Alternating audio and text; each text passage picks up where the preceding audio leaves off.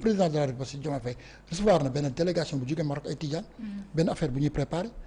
mais peut-être xëy na wax nañ ci ñoom wóoruma gis nañ Bassirou Diomaye Faye publier photo bi ay délégation Tidiane bu jógee Maroc mais na jaar ci canaux religieux yooyu xool wala ñu jaar ci sport bi wala Bassirou Diomaye Faye toog ak le président à part ça keneen ku la ko wax mu ne Ousmane Sonko mënu ko régler. keneen mënu ko régler personne. te nag 1 an dafa bari ci ay pères de famille non c'est trop quoi non nu ko régler mais si affaire mel noonu ba pare deuxièmement yow tey ji nan nga mun nañu wax rek dañu wax tey ji yow mënoo ñoo xam ni tey ji say gune respecté wuñu leen booy nañuy génn fii di attaquer sëriñ si yow ñaata yoon nga gis fii ay nit te ay sëriñ di leen dem ba leen di saaga sëriñ bu demee ba taxaw naan maa ngi wax waaye dinañ ma saaga mais mooy Sénégal tey ji nañu waxante dëgg. doo wax Sénégal yàqu na mais nduru na jaar na ci yoonu yàqu. est-ce que comprendre la. donc nag tey jii lii man damay dellusiwaat rek si lii Almakhtoum waxoon. moo waxoon ni réew mi dañ ko war a sang. waaw très bien réew mi dañ ko war a sang. voilà. te dem ci woon nee na dinañ ko sangee ñaan wala deret. wala deret d'accord Cheikh Tidiane Kandé mi nga xam ne moom tamit vraiment ci plateau yi lay nekk tout le temps moom mook référence c'est une longue histoire. ñu ngi soog a egg si Cheikh Tidiane Kandé maa ngi lay nuyu waaw yàgg nga fi moom. mais waroon nga ma bàyyi ma nuyoo def naa fi 15 minutes ah non da nga waroon bàyyi su ma duggee ndaanaan bu ñëwee toog da ngay dagg nuyu ko waaw bëgg ma jaax sa gaay def naa fi je suis arrivé ici. mais ëpp na sax ça fait 25 minutes. dafa bëgg tour de table daal fi la la ko.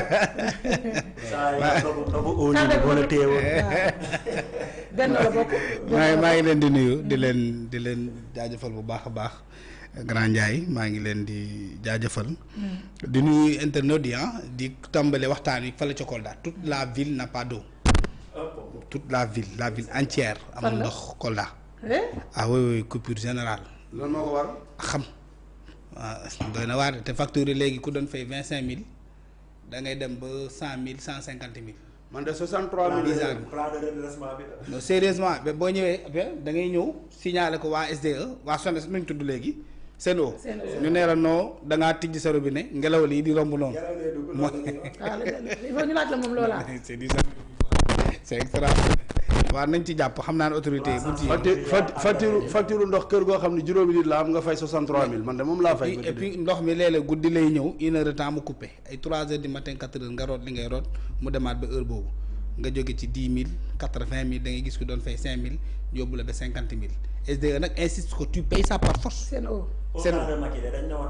Non mais c'est extraordinaire donc là on tenait par commencer par ce message là di jéggalu ci retard bi tali bay xaw a raar oto tey. comprendre nañ la fa nga donc di la jaajëfal bu baax a baax. comprendre ñu ngi lay jaajëfal Cheikh Tidiane Kandé yaa ngi fekk ci question li nga xam ne moom mooy supporters yi keroog dem naa dàngu fi nga xam ne moom mooy lébu gi waxtaan ak ñi nga xam ne ñoom ñooy parents ñi ñu jàpp mais Kandé ñooñu meral nañ état Sénégal ba futt parce que nee nañ même seen xale yi lii Aroune Diagne wax rek laay wax xam nga da nga ne avocat bi nee na gisul li nga xam ne moom mooy xale yi membre maanaam da ngay nekk membre de la famille d'un détenu si ngay am droit gis détenu bi xale yi kenn xamul ndax ñi ngi lekk kenn xamul ñi ngi naan lépp gi dañu obligé wut benn nit jox ko transport ak yëpp pour mu dem gérer li nga xam ne moom mooy xale yi seeni problème. avocat bi dañu communiquer rek est-ce que tey war nañ jël benn avocat ci dossier bu communication la woon rek parce que maa ngi lire page am léegi. bi nga waxee léegi maa ngi gis mu ciy wax donc mënoo défendre nit doo ko gis loolu ça n'existe nulle part c'était juste une communication politique ou d'avocat xam nga avocat yi noonu la ñuy def pour enflammer affaire yi mu gën a grave mais loolu moom amul aucun pays au monde où on peut défendre une personne sans la voir loolu c'est difficile bon c'est pas ce qu'il a publié tout dernièrement là boo demee ci page Facebook man ngay gis ne mu ngi ciy wax y a juste 8 heures de temps bu mu ngi assurer ne man en tout cas il ne parlera pas à tout le monde mais dina wax ak uniquement aux parents aux familles des victimes maintenant par rapport à cette crise là c'est vrai que c'est une défaite diplomatique c'est très compliqué pour l'image du Sénégal déjà ci ba démb nag jotul parents yi c'est très compliqué aussi pour voilà les nouvelles autorités parce que lii moom ak Sénégal fu mu jaar ak Maroc la grande mosquée de Dakar c'est le Maroc qui l'a offert au Sénégal moo ko tabax donc nous avons de très bonnes relations diplomatiques où nous avions léegi mën nañ ko conjuguer léegi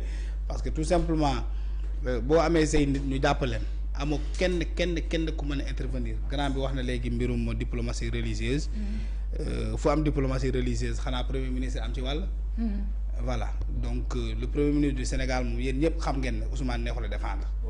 Ousmane mooy Sénégal fu mu toll nii guddi gu toll nii Ousmane mooy Sénégal Ousmane mooy Bassirou Diomaye Faye Ousmane mooy gérer l'État Ousmane mooy yenu lépp. loolu mooy du am. Ousmane c'est le seul premier ministre qui voyage en jet privé Sénégal bu mu nekkee Sénégal ba tey amul premier ministre bu mu sa tukki ci jet privé. moom la ñuy jox jet privé mu def ci ñetti fan. voilà. moom mooy jël avion présidentiel di wëndeelu ak moom dem ak moom avion bi xaar ko lii musul am ci réew mi. ànd ak première dame kenn xamul ba xam nga ko wàcc mu ñibbi. en tout cas waaw vraiment donc lii yëpp kenn musu ko dund ci réew mi. président buy jël avion yóbbu ko ci beneen dëkk avion bi xaar ko mu paree activité am avion bi jëlaat ko yóbbu ko ci beneen dëkk.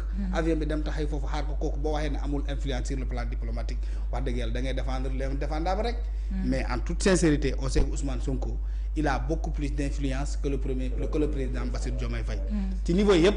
ci économie ci social ci politique sociale. politique économique politique d'influence politique diplomatique Ousmane Sonko moo ci nekk. loolu yéen xam ngeen ko. Bassirou Diomaye Faye c'est une figurine à la présidente de la République mën nañ ko woowee sax comme gardien de la présidence loolu ñun on sait fii li fi nekk waa Pastef mënuñ bañ loolu waa Pastef moom mënuñ bañ loolu ni Ousmane Sonko moo fi ne Bassirou Diomaye Faye neew fi boo ko waxee sax waa Pastef vrai ñoom waxuñu loolu da lay tàccu ba suba boo ko weddee nag nga am problème ak Cheikh Tidiane Kandé ñoom waxuñu loolu de ñoom nee nañ Diomaye mooy président Sonko yoragul non loolu Pastef da koy wax bu doxul bu doxee ñu jël lépp jox ko Ousmane Sonko loolu ñun xam nañ ko bu demee ba am blocage ñu naan Diomaye bu sottee ñu naan Ousmane Sonko loolu mooy doxalinu Pastef Ousmane Sonko du juum ci ñoom Ousmane Sonko du def erreur Ousmane Sonko du échoué Ousmane Sonko du trompé wu Ousmane Sonko du tooñ Ousmane Sonko du mais attends Ousmane Sonko moom côté positif rek waa Pastef ñoom loolu la leen yàlla seet. alors qu'est-ce qu'on dit par rapport même à la rôle au rôle du premier ministre au Sénégal on dit que le premier ministre dirige l'action du gouvernement à ce titre il coordonne la mise en œuvre de la politique étrangère décidée au sommet de l'État souvent par le président dans un régime semi-présidentiel ou présidentiel comme le Sénégal loolu mooy dëgg ici on a même plus un régime présidentiel on a un régime hyper premier ministre loolu mooy dëgg le président qui existe aujourd'hui que cela plaise les gens ou pas c'est Ousmane Sonko Bassirou Diomaye Faye c'est un président de la République par procuration par désignation Ousmane Sonko l'a désigné mais quand il est arrivé Ousmane Sonko a repris du tout loolu mooy dëgg fii c'est Ousmane qui déroule c'est Ousmane qui est parti au Maroc Ousmane moo bind ci page Facebook am ne j'ai échangé avec mon homologue marocain voilà. waaw boobu de xel yi daloon moo ko bind. j'ai échangé avec le monde les choses se déroulent bien. nous allons allez dem leen nga liraat poste bi il a nu mu ko promettre woon dama yaakaaroon day Maroc rek indaale Sénégalais. wallaahi poste bi nu mu ko bindoon ci poste bi dama yaakaaroon ne lu mu wax ak premier ministre Maroc day dem Maroc indaale booy. loolu la ñëpp waxoon. sottiwul ces gosses ont été abandonnés loolu mooy dëgg. y a eu un échec lamentable du gouvernement sénégalais par rapport à ce dossier là. c'est ça la réalité ban lecture nga ci mën a jàng nag. ça montre qu'aujourd'hui le Sénégal n'est plus cette diplomatie là que nous avions. dans le monde on était un pays digne au Maroc ñi tukki Maroc mu sa dem Maroc xam nañu jamonoy Abdoulaye Wade surtout boo yoree carte d'identité ba policier bi arrêté la bu gisee drapeau Sénégal sax du xoolaat sa yeneen bagage loolu Sénégal tolloon na foofu ak Maroc il ne vérifiait même plus presque tes marchandises parce que tu étais du Sénégal aujourd'hui ce qui nous arrive c'est une honte mais regardez les vidéos combien on a tabassé maa ngi gis benn boy dañ jàpp un supporter mu wàcc pour dem sauver ko mais y a eu plus de 50 gars yu daanu ci kaw. Kora mu wàcc di jàpp door yi metti xaw nañu rewaaj. cette vidéo là mais nous l'avons tous vu. Kora mu doon sauver comment est-ce qu'on n'est pas pu sukkandiku ci loolu nga xam ne gis nañ ko ñëpp a filmé ko état du Sénégal xanaa gisul vidéo boobu noonu. mais les écarts les excès. la torture dont a fait l'objet nos enfants. doy na tey pour Sénégalais utiliser la diplomatie de la réciprocité. xam nga luy la diplomatie de la réciprocité. c'est la diplomatie de la menace. tu ne me fais pas ça je te fais ça. jeex na aujourd'hui Maroc moo ñu ëppalem lu muy protéger ci Sénégal 80% des banques à Dakar sont des banques marocaines. 80%. ils sont dans le pétrole ils sont dans le gaz ils sont dans les banques ils sont dans la source mais fépp tout suite mais Maroc moo fi Dakar moo fi nekk un gouvernement capable de faire face à une humiliation pareille c'est un gouvernement boo xam ne day taxaw ci yooyu waxuma la nag ñu Sénégalais ñu dem door de mais bu toogoon fii mu def communiqué les intérêts marocains vous ne libérez pas les Sénégalais on ferme vos boutiques da nga xool ba xam fii rue Mohamed VI kan moo fay jaay ko dul marocain Mohamed VI la wala Mohamed Sénégalais yu nekk Maroc tamit dafa liggéey non mais loolu du loolu muy diplomatie de réciprocité gis nga loolu tu prends mais Donald Trump xam nga lan mooy yow Sénégal fii benn américain moo jóge fale benn booy jóge Amérique sénégalais ren yaay ji moo bu bagage am dem juri booy bi Amérique booy bi am nationalité loolu c'est une histoire qui ne fait même pas 3 mois 2 mois.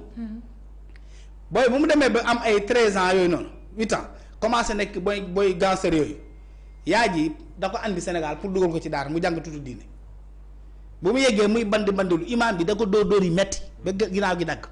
boobu yollee ko ndànk daw ambassade États-Unis d'Amérique bu mu yeggee mu ne la je suis un américain ñu ne ko ah bon tu es un américain la mooy kayit yi mu génne kayit moo ne fan la Oustaz bi sol nekk fu mu toll nii. xam nga fu mu ne prison dañ ko jàpp tëj ko.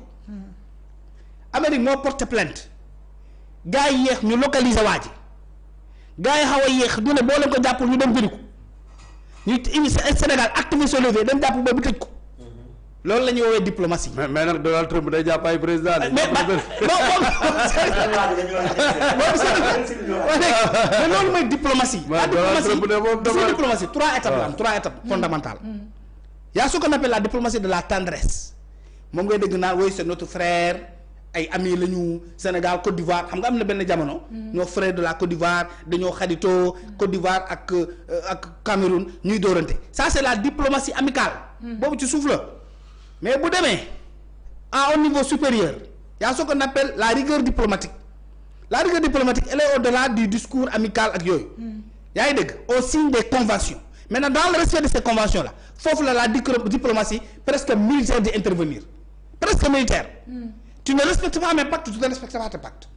On a signé une convention. Maintenant, li ñu war a fàttali Sénégalais pour ñu xam ko Bassirou Diomaye Faye décembre 2024 dafa signé Ousmane Sonko sax d'ailleurs moo ko demoon représenté seen bi moo demoon Maroc signé convention boobu mooy convention judiciaire boobu la Sénégalais yi jug naan way est-ce que c'est pas pour rapatrier Macky Sall ñii dañoo bon dañoo bëgg a delloo réew mi ci ay ñu signé mais xam nga lan lañ signé woon c'est pas que bu ñu jàppee Sénégalais wala ñu jàpp Marocain de il faut que nit ki ñu yóbbu ko procès atte ko ba mu jeex bu jeexee ba nga xam ne réew mi daan na la ci ngeen di activer le levier là c'est un accord d'échange Sénégal mën na demande mais comme atte ngeen ko daan ngeen ko léegi delloo la ñu suñuy prisonniers ñu ñibbisi lu ñuy xaar pour activer ce levier là qu'est-ce qu'ils attendent yaa ko signé tu l'as signé c'est des accords qui sont déjà signés c'est le seul levier qui leur reste amul beneen levier bi leen dese donc yaa ko signé da nga koy def parce que c'est un contrat c'est un pacte c'est un accord qui a été signé. Oui. Maintenant là si les gens te respectent ça passe s'ils ne te respectent pas ils te torturent il y a pas de problème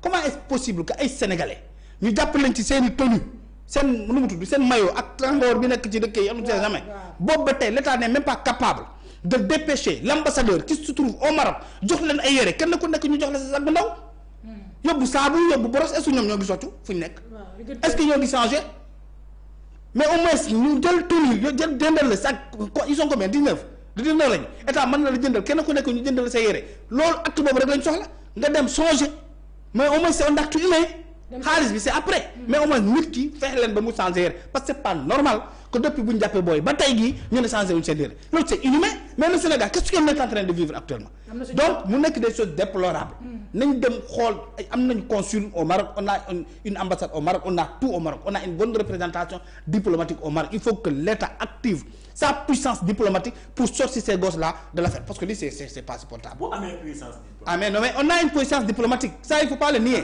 Y a pas c'est pas que l'État gis nga la diplomatie c'est pas que l'État vous l'avez dit tout de suite y a pas que l'État la diplomatie mais c'est pluriel.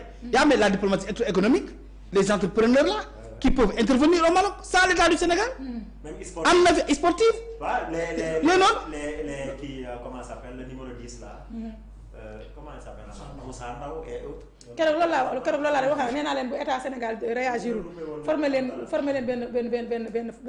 benn équipe tous les supporters yi nga xam ne ñu ngi may dégg seen parents yi nañ dajaloo ñu def association des supporters yi ñu jàpp fële nga xam ne moo ci Maroc ñu def association membre famille bu nekk am ku la représenté ñu dajaloo def conférence de presse dem seeti ji kilifa diine yépp seeti ji képp koo xam ne rek yàlla may na la ndombal tànk am nañu levier bu baax nee naa la sans loolu ndombalul la da ngeen am ngeen di fàtte Maroc dañ ñu neex à travers Cheikh Omar Diagne lim fi yàq seen buur bi mu ngi fi di tege ba léegi te dañ koo dégg waaw yooyu yëpp da cee bokk gis nga li regroupé wu yëpp ba lii am lii humiliation la te pour man marocains yi ñoo ko tey parce que dañu am lu leen dañ guuxoon di ko xaar Cheikh Omar Diagne li mu teg seen deru roi bi ak ay baayam dafa ëpp te bi mu ko waxee dañ ko jël dugal ko ci palais ba loolu dañ koy bàyyi xel c'est des choses yoo xam moo tax réew mi kuy wax na nga bàyyi xel bu baax li ngay wax